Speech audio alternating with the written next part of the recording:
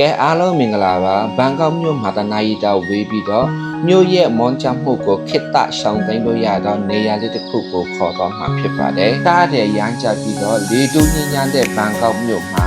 တခါတလေအပန်းဖြေဖို့နေရာကောင်းလေးတစ်ခုလို့အားတယ်လို့ကြောင်းထင်တယ်ပေါ့နော်ဒီနေ့ကျွန်တော်ကဘန်ဖူ Recreation Center မှာလမုတ်တော်မှာတွားရောက်ခဲ့ပါတယ်ဒီနေရာကတော့ဘန်ကောက်နဲ့တနာရီတာဝေးပြီးတော့BTS ရထားနဲ့တွားလို့ရပါတယ်။လမုတ်တော့အောက်ကျမှာရှိတော့လမ်းကလေးမှာလမ်းလျှောက်ရင်းနဲ့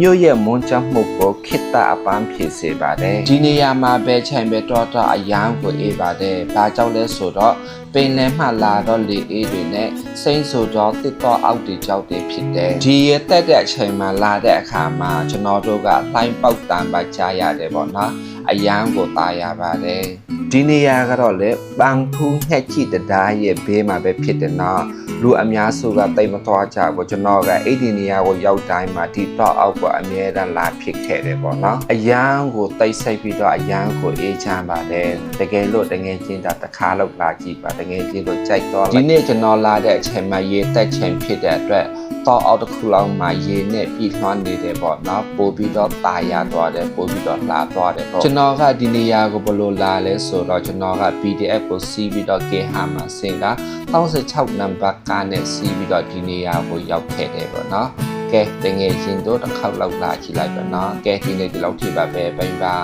င်